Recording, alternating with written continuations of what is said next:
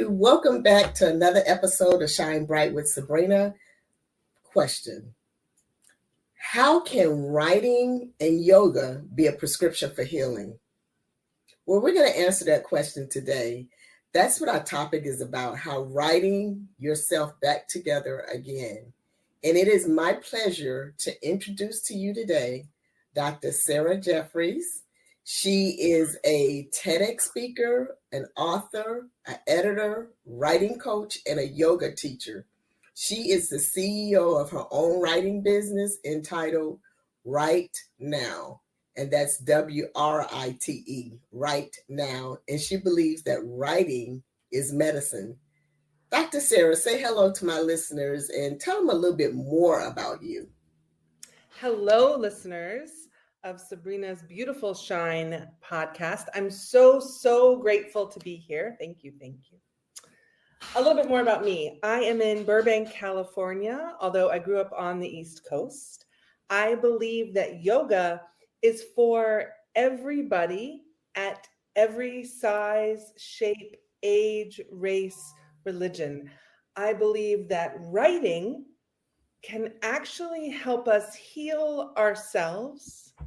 That is a medicine, a practice that we can do to bring ourselves closer to, for me, the divine inside. For you, it may be closer to yourself or your essence, or closer to that light that shines within. So thank you for having me. Nice. I love that.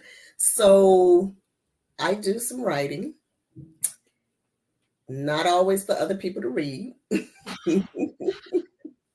So what got you into believing that writing is actually a prescription for healing? Wow, that's a great question. So, oh my gosh, I am blown away to sit here and talk to you on this podcast, and blown away to be in a house in Burbank, California, and so grateful that I did a TEDx and that I was able to get degrees. I'm first in my family to do that. But it's not always been that way. And there have been times in my life when I was really struggling with my value and really struggling with my essence. Times in my life when I thought, there's not much that I can offer. And there's one particular time when I had really been struggling with some of the trauma that I grew up with as a child. And I was, kind of ready to give it up, kind of ready in my 20s to call it done. I somehow thought that the end was something I could determine. And I remember standing on a bridge thinking, everyone wants to touch you. No one loves you. And I got an image and I thought, just write that image. And I wrote down the image because I stepped off the bridge for a second. And then I thought, if I can write this poem, I could write the next hour. And if I could write the next hour, I could write the next day. And literally, day by day, I used the pencil and the notebook as my anchor to stay alive, as my anchor to find out what might my purpose be in this world. Do I have anything to offer? So that was in my early 20s.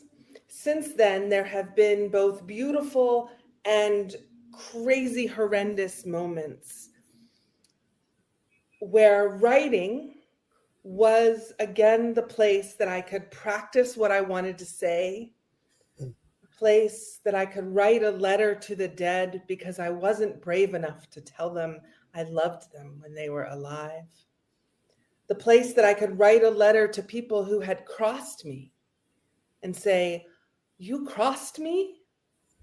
You trespassed me? I don't like you.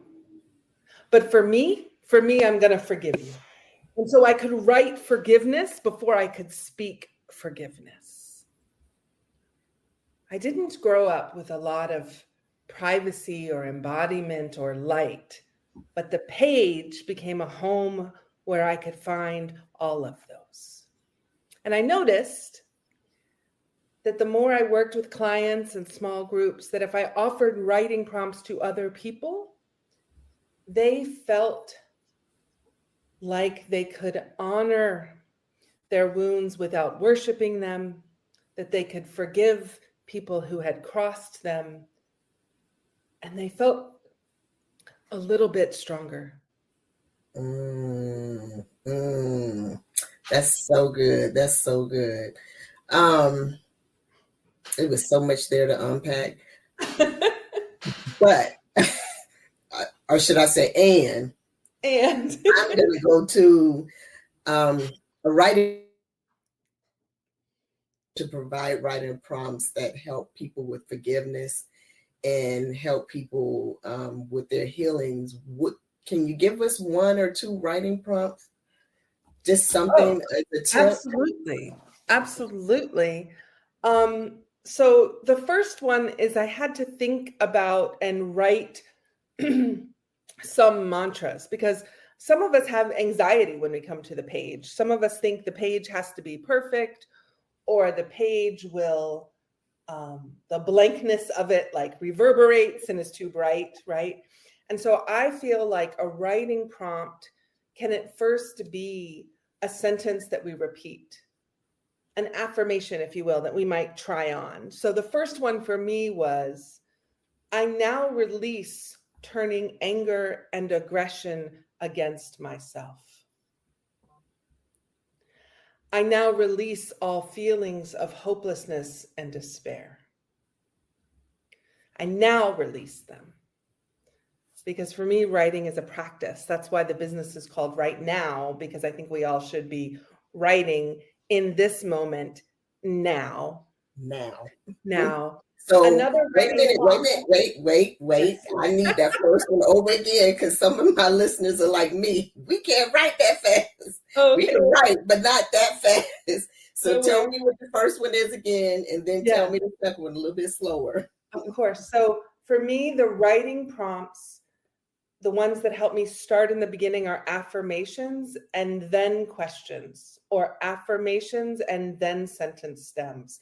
I need a sentence to stand on in order to shine. And so that first one was, I now release turning my anger and aggressions against myself. Because I don't know about y'all, but I do that. I will pull the sword on myself.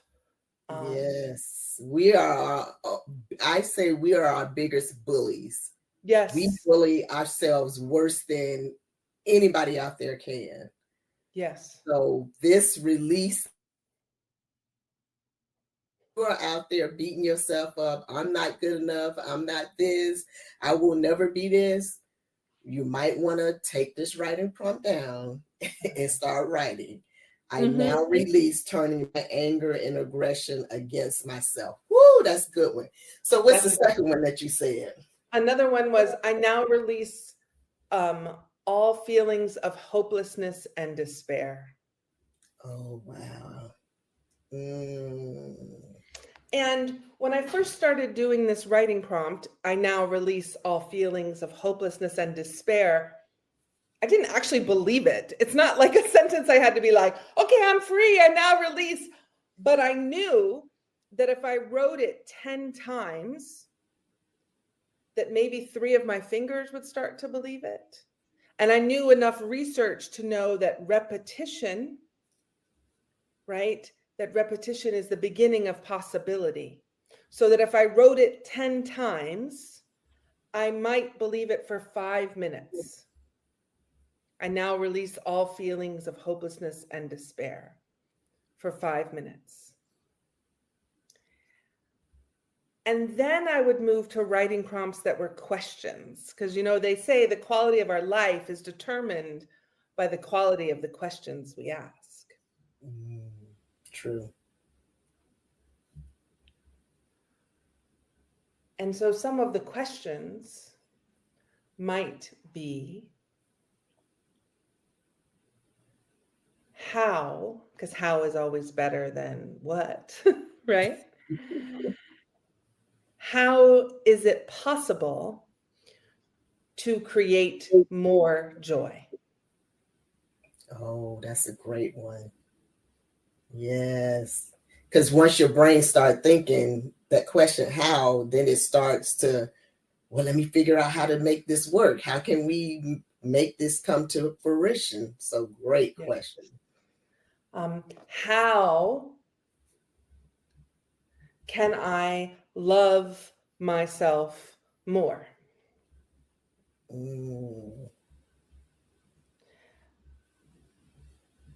How can I not be afraid of my own light? That one kicks me every time. Girl, you got the reaction. You got that. You pull that. And that, right? You pulled all of that out of me. How can I not be afraid of my own light? Whew.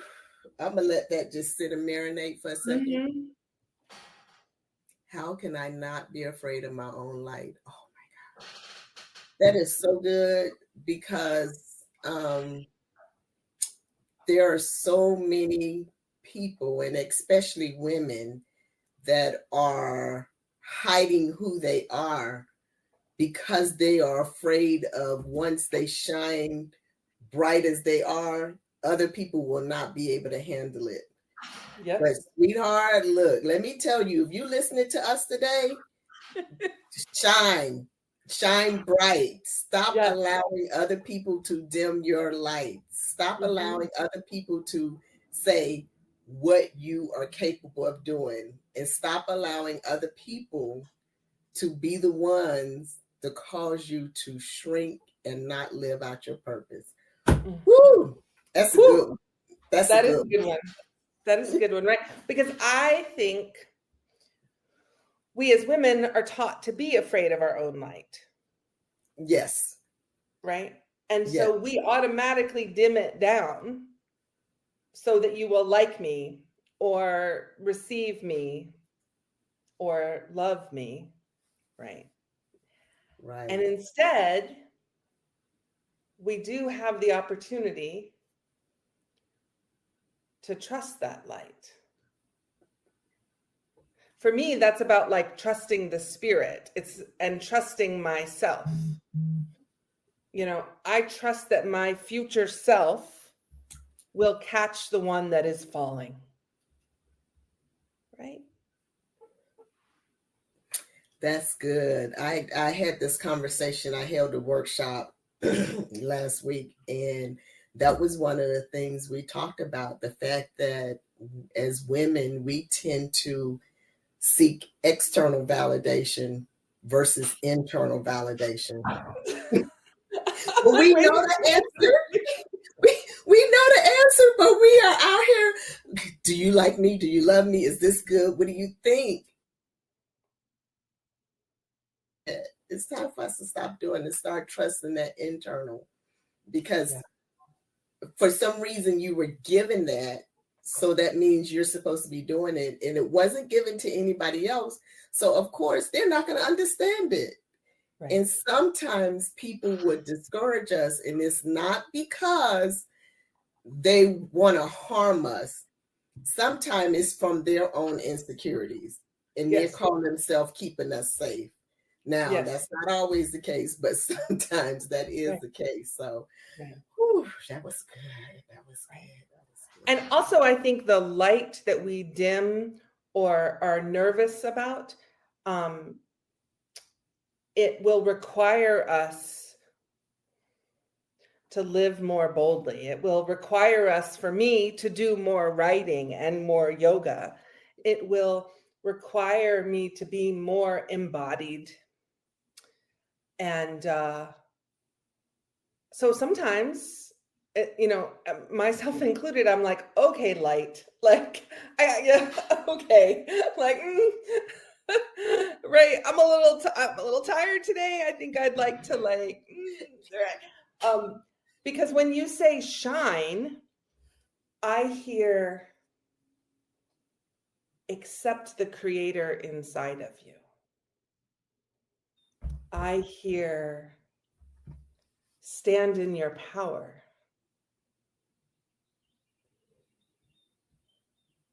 Yeah.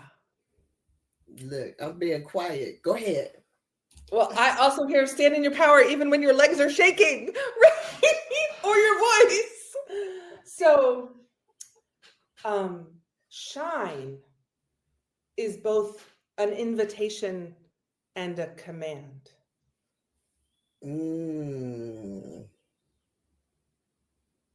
I love that. It is. And sometimes that command just puts us in take us out of our comfort zone.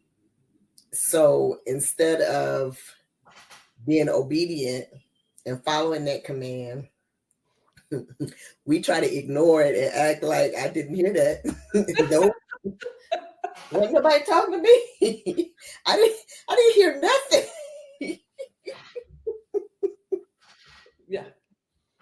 Yeah. Ooh. It's funny. It's funny because you're talking all about me, because this was given to me, Shine was given to me about 4 years ago. And for me, Shine stands for you have to show up as your authentic selves, honor all your gifts, your talents, your experiences, no matter whether they were good, bad, or ugly. Ooh. You have to invest in yourself because you are worth the investment. Network with the right-minded people. That means people that's going to help you up level, and then embrace all of your brilliance. And boy, if you're going to show up, honor, invest, network, and embrace, you got to come out your comfort zone. Yep. Oh, and wow. Be willing to do it again and again, not just like one time. That part. And then hide, but shine and then shine again and then shine again and then show up again and then show up again. Not that we don't need to rest. We definitely need to rest. What you said spoke to me was the idea that we are called to accept all the parts of us. For me, that's a challenge. I'm happy to accept the girl who worked her tail off to get a PhD while she was in a really complicated, painful relationship that led to a divorce, the girl who got her MFA, the woman who got certified during the pandemic to teach yoga, the mama, the writer. There are other parts of me that I struggle with that I don't really want to accept, right? Or love, or, that are more uncomfortable, right? So I will authentically show you my gifts, and I'm learning to authentically shine even with my struggle. Yes, shine even through the struggle. Whew. This has been a deep conversation. We didn't know we were going here. But it's needed because people often think they're alone. They are the only person in the world that's going through something, when that is not a true statement. We are all going through something. It's just that some of us are vulnerable enough to allow you to see it, and then others of us are not there yet. We know I am perfect, and that's what we're going with. I am perfect. And let me tell y'all, ain't nobody perfect, okay? There is not a perfect person around here. Everybody's going through something. And I feel as if I'm learning to share my authenticity and to be vulnerable. It's assisting other people in walking their journey of living their life. Mm-hmm. So that is crazy. We didn't even, okay, I just need to ask you, you said it, you became a certified yoga instructor, but you also said yoga, along with writing, is a prescription for healing. Yeah. Make it make sense for me. Okay. So I first went to yoga when I was in graduate school. And I walked into the class. I had my head down. I didn't know what I was doing. I weighed at least 300 and some pounds. And I saw all these beautiful young students. And I thought, I don't belong here. I thought, I can't touch my toes. I thought, yoga's for skinny white girls, and I'm not a skinny girl. So what am I doing here? But I was struggling with some mental and physical health issues. And the doctor said, I think you could stretch more. I think you should try this gentle class. And so I walked in, head down, convinced that they were all making up stories about me. And, you know, we do that, right? We create narratives for the people around us. And then sometimes we mistakenly believe them. Mm-hmm. Rather than just remembering they are human, making up their own narratives too, right? We are all each other's audience and characters. So I'm in the class and the teacher says, I invite you to exhale and move forward. And I was like, what? Right? And then she brought 2 blocks and put my hands on blocks and suddenly raised the floor to me and just touched my head, and I exhaled. And I got a little teary-eyed. And every time I wasn't quite sure what to do, she would offer a prop or say, try this, move your foot here. And I felt in my body, as a survivor, as a woman who struggles, I felt in my body and not afraid. And I felt in my body and strong. And it didn't require a relationship. Any other time I felt embodied, it required a man. And this time I felt strong for just a few minutes. And so that was the first yoga class I ever had.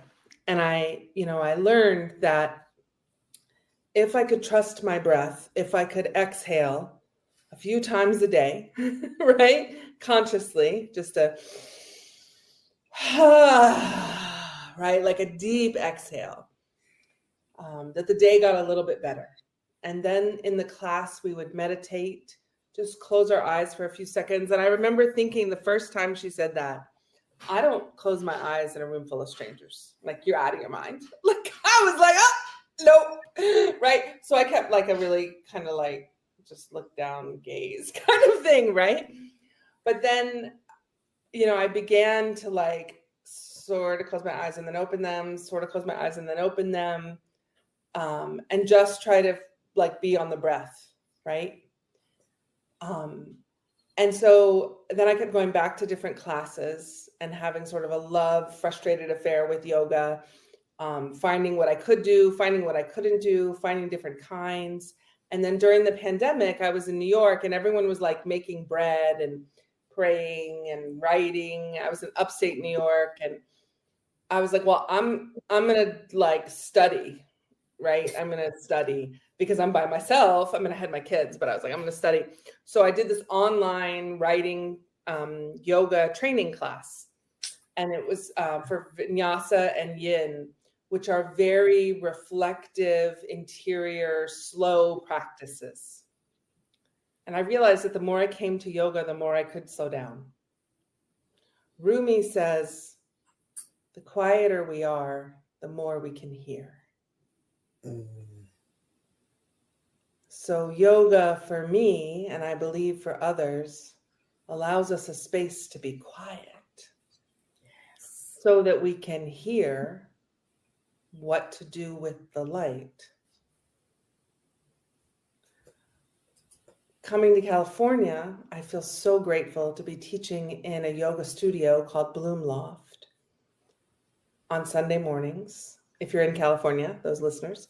And I also teach a mat to pen writing workshop. But it is a place in which we can, again, use writing and movement, writing and meditation to heal some of those places of sorrow. We Mm. carry all our emotions and stories and narratives in this thing we call a body. And then we feel tense and tight and don't have necks, right? If we begin to stretch, and I don't mean like I'm going to put my foot up against my head, like that's some kind of yogis, but I am the yogi who lays on the floor with lots of props to stretch everything out. So if we begin to do that kind of yoga in our quiet, we release some of the emotions that we carried. And then when we write them out, we release them. So we can let go of a writing block, I believe, by doing a particular breath or yoga stretch. And in the yoga stretch, we may get an idea because we've created more space. You know, research says that creativity is a natural response to trauma. And that creativity can create more space in the brain, more possibilities. So that creativity for me might be a writing prompt. It might also be a yoga stretch with lots of blankets and blocks and breath. I hope that answers your question. That answered my question and a lot more. Okay. It's like, ooh, she got me thinking. So you have me thinking, what piece of advice would you give your younger self about how she can shine bright and take care of herself and follow her dreams? Oh, such a great question. My first instinct thought is run from any man who tells you to be quiet. Like that's my first thought, but I don't think that's what you meant. Because I had a lot of men tell me to be quiet as a kid. Be quiet and don't say nothing. Stifle your voice. Run from that. The second thing though I think of is find all the ways that you can honor your light. So if that means get more journals and write more, honor your light. If that means take a walk, honor your light. If that means write out what you feel about your body so that you can begin to believe it's a temple, then honor your light.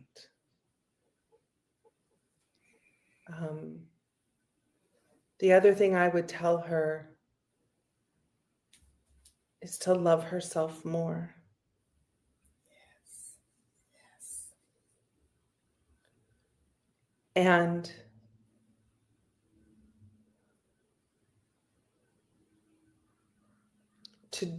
to like be, you said how to take care of yourself. And I think like literally like to walk more, to stretch more, to even when you might feel bad, Sarah, or when you're convinced that no one loves you, or when you're convinced of a lie, do something physical.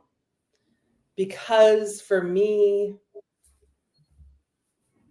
I can become convinced of the lie. I did it 20, I did it 30, I can now, right? Become convinced of a lie, that my light is dimming, that I have little value. Like I can become convinced of that. But if I do something physical, like go take a walk, do a meditation, touch my toes, do a little bit of a stretch of an inhale, then for a few minutes, I don't believe the lie. That's good. Did you hear that, little Sarah and little Sabrina and all the other little people that's out there listening to this? Did you hear that? Yeah. These are just some things because our younger self needed to hear this, and maybe you have somebody younger in your life that needs to hear it. So I encourage all of you to share this with the people that you know, because a lot of us wish we had heard some of this stuff when we were younger, and we did not.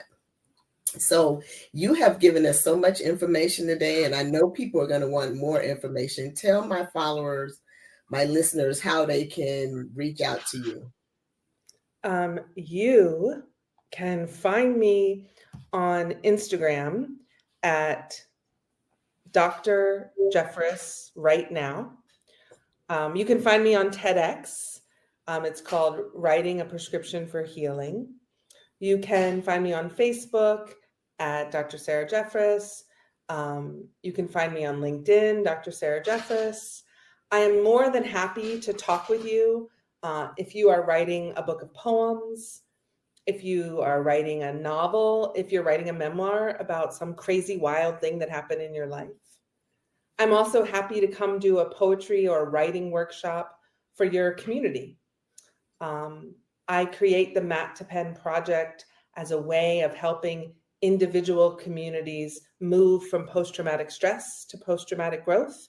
So I've worked with veterinarians who needed to tell patients that their animal was going to die. I have worked with sexual assault survivors who wanted to do hip openers and stand in their power. I've worked with corporate leaders who want to have powerful DEI conversations. And so we do writing prompts in order to keep our dignity intact.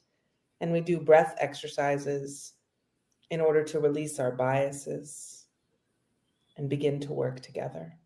So the Mat to Pen writing workshop is really tailored to any community that needs it. And then also, if you would like a keynote or for me to be on your podcast, I'd be more than happy to come talk about poetry and writing and yoga. I really believe that when we don't know what to do, we can write out 100 options on the page. I really believe that the pencil or the pen may, in fact, help us decide what to do. That is so true. Ooh, this was a very good episode today. Yes, thank you. We had some great conversation. I know my listeners are probably like, ooh, I want to talk to her again. If you want her again, shoot me an email, drop me a check so that I will know, and possibly I can get her to come back and talk to us again. I would love that. Look, see, y'all, I need y'all to respond to me. Respond, okay? You can follow me on social media at Sabrina Shine Williams. I am Sabrina Shine Williams on all of my social media platforms. That's Facebook, Instagram, LinkedIn, and TikTok. I'm on TikTok. So you can follow me at Sabrina Shine Williams, and you can listen to the episodes on shinebrightwithsabrina.com. Just listen to the episode at shinebrightwithsabrina.com. Today, we have had another episode. Thank you, Sarah, for coming in. Thank you. Thank you. And I thank you all for being here with another episode of Shine Bright with Sabrina. And my desire is that you've been inspired to do something to be able to shine your light brighter, whether you're going to do it through writing or if you're going to do it through yoga or both of them. This is your opportunity to get ahead, because I believe that we shine brighter together. So I want you guys to shine bright, because you are the one that can help this world show up better every day.